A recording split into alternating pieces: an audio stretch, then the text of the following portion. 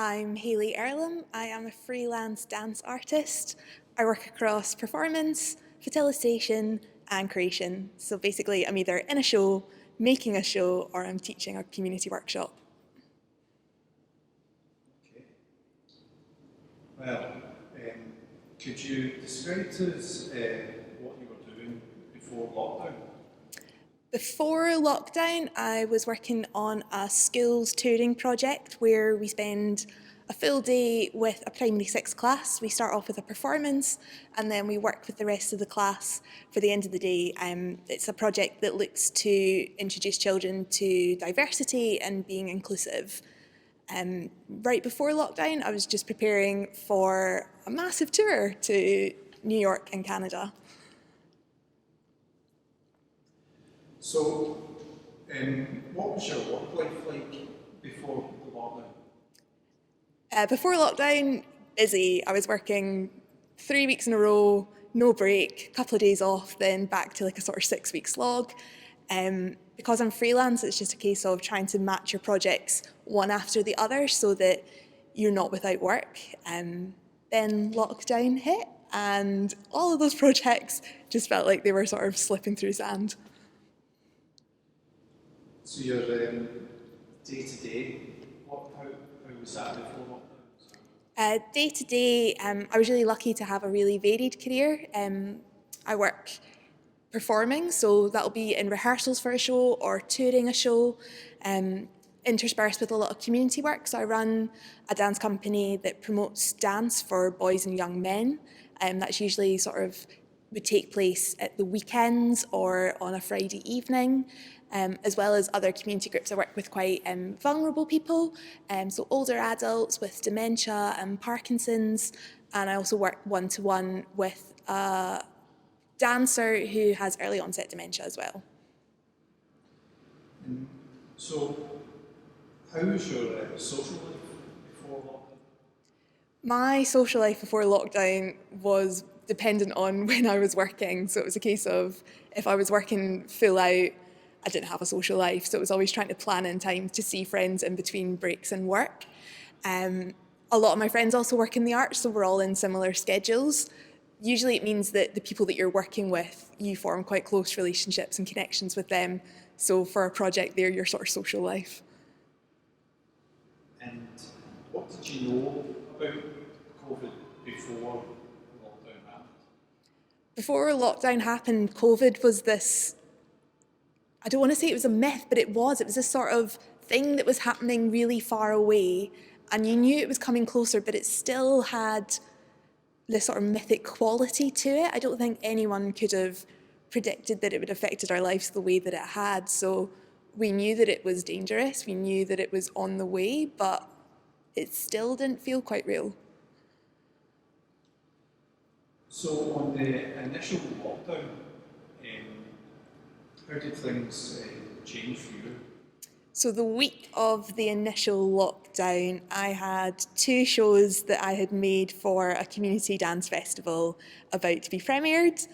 So we were in last minute rehearsals for that, and we were working almost against the clock with COVID. We were taking all the measures that we knew to take at the time. And it was all in this very tentative feeling of like the plug might get pulled at any time. And then at the end of that week, I was going away to New York for 6 weeks. And then in between that week, I think I got struck down with COVID. At first, I just thought I had like a really bad cold or a flu. But looking back now, it took me a good couple of weeks to recover, and I've never felt so lousy before. So thinking it was maybe COVID. And how did that change your day to day? Day to day just became past. It became something that was in a way. We were all locked down. We couldn't go out. I was sick, so I could barely move. So my life sort of just became resigned to the couch. And I'm somebody who I'm really active. I'm always moving, and just walking to the kitchen took it out of me. So my life became really small. I remember towards the end of like the sort of quarantine period that I put myself in, I went for a walk, and just my local neighbourhood just felt huge. in almost like a sort of agoraphobic way, where all the buildings felt that they were so tall and the space felt so big. All I'd known was my little flat for 2 weeks. So I think being in isolation and in confinement, it definitely messes with your head a bit. And your social connections, you said, was mainly through work.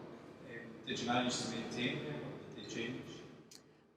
I think not seeing people on a day-to-day basis, my job is really social in its entirety. It's either working to make stuff with people or it's teaching for people. So being social and being connected to people is at the heart of everything that I do. So all of a sudden, it was just me and my ex-partner in our little flat. Yeah, it's just really, it was one extreme to the other, really. And how did this whole situation make you feel? That? I think everyone was in the same boat. So I think what made it easier to digest was the fact that everybody felt alone, everyone felt isolated. I mean, I'm still learning how to use Zoom, but I think everyone started to look to ways that we could feel a connection with each other, as well as giving people the space of actually, I think a lot of people, including myself, we felt like you had to go out, like not that you had to go out, but you had to FaceTime somebody, you had to call somebody just to check in that they were okay, and actually that wasn't the best thing. Everyone was dealing with quite a traumatic experience, so sometimes giving yourself the permission to just be alone and deal with the situation, or being able to respect or pick up the signs that that's what somebody needed as well. And after the initial lockdown, we've been through various stages now, and we're in a kind of semi-lockdown in Scotland.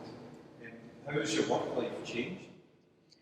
Work life for me, now that we're coming out of lockdown, in some ways I still feel like I'm in the same situation as I was at the beginning of March, where a lot of the projects just wouldn't be able to take place. I've been lucky, I was approached to make some digital content and some pre-recorded films. It's not my preferred way of working, but it's definitely been great just to have that task of learning how to do something new, and that sort of feeling of achievement because you're learning new skills that you wouldn't have had otherwise. A lot of things have been postponed, and when they come up to when they're about to happen and you know that they're going to get pushed away, it means that I'm sort of changing, I guess, my relationship to how I see my work, because usually it informed so much of who I was. So it's been interesting to sort of detach myself from that. I think at the beginning of March, I felt like I'd lost a lot of my identity with everything that had happened. And now that I've had this time away from my work, figuring out exactly who I am, taken away from dance, taken away from my work, it's definitely been a learning experience. And how has your social connections changed? Have they improved, or are they still the same as they were before? I think the people that I'm close to, I've become even closer. We've had to rely on each other so much and be really open about how vulnerable we've all been feeling and be there for everybody when they're going through such a tough time. I think the people that are really close to me have become even closer, and we now cherish time together in such a way that we know that we don't take it for granted anymore. We know that it's special. So going a walk around the park with a friend is like the highlight of a week, whereas before it'd be something you were squeezing in between time to see people. So having the time to really spend time with somebody is great. And what are you hoping is going to happen in the future? What would you like to see? For the future, it would be great if COVID could just stop existing. I think it would just put everybody in a safer place, but realistically, I don't think that's going to happen.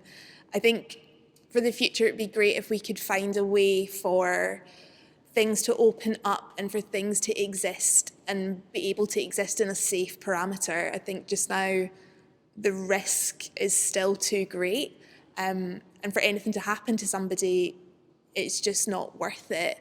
It's people's lives that we're dealing with now, so finding some sort of balance and compromise I think most of the projects that I have like provisionally booked in, I think we have a plan A through to Z just now of different COVID measures. And unfortunately, one of them is that the plug's just going to get pulled out of it. And it's still, as a freelancer, you're always living in this sort of uncertain, tentative time. And I think now we're just rolling with the fact that things can get taken away and we don't have any power over it anymore. I feel slightly like resigned of just like, yeah, that's just how it is.